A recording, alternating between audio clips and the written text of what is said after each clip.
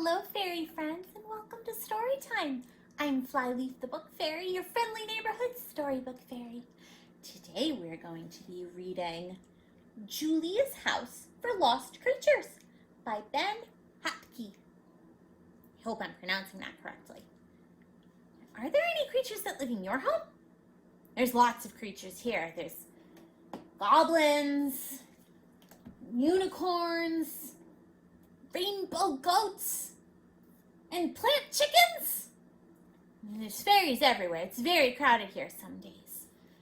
Does your home feel crowded sometimes? That's okay. You'll make it work. Shall we find out how Julia makes it work?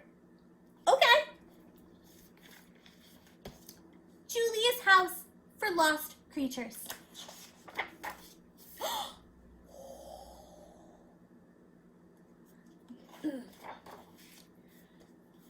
Julia's house came to town and settled by the sea. That evening, there was a warm fire and toast and tea, and all the house was quiet. Too quiet. So Julia ran to her workshop. She got out her tools and her paints and went to work. She made a sign. She hung the sign up outside the front door. It said, Julia's House for Lost Creatures.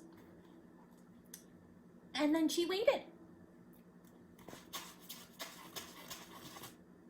She didn't have to wait very long. The sign worked! Patched Up Kitty came to stay, and it was nice to have a friend, even if he wasn't like other kitties. Before long, there was another knock at the door. It went boom, boom, boom.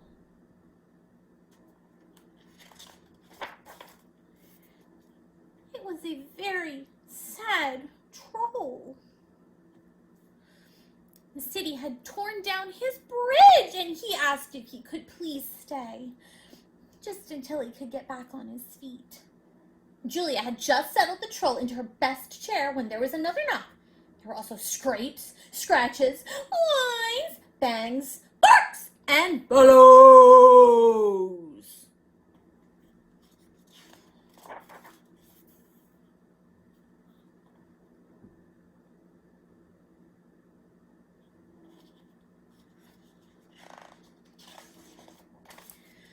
Soon, Julia's house was filling up with lost and homeless creatures of every description.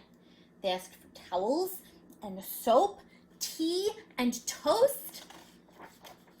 They had ideas of their own. They spilled things and they didn't clean up.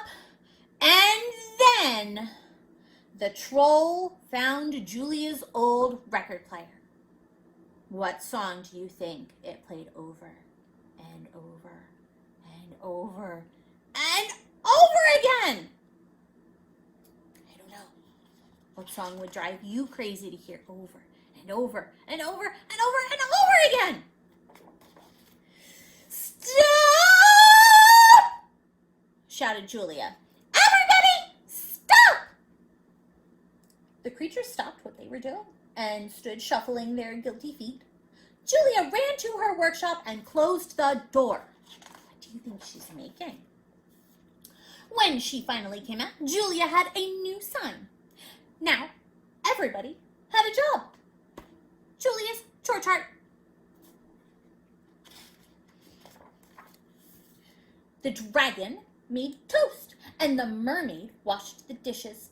The Folletti tended the fire. The goblins mopped up. The ghost was in charge of dusting. And the troll picked out the music. At last, there was a warm fire and tea and toast for everyone, and all the house was quiet again, except whoosh, drip, drip, drip, drip, creak.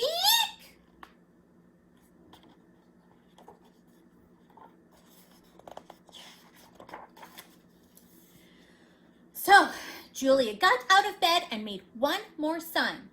She put it up outside the door, and then she waited.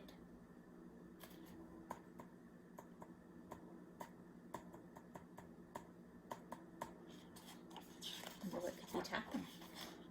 She didn't have to wait for long.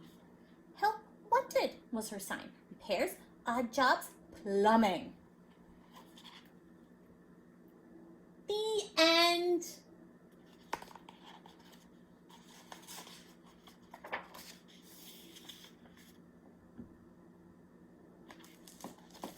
I hope you enjoyed today's story, and I hope that I will see you again very soon.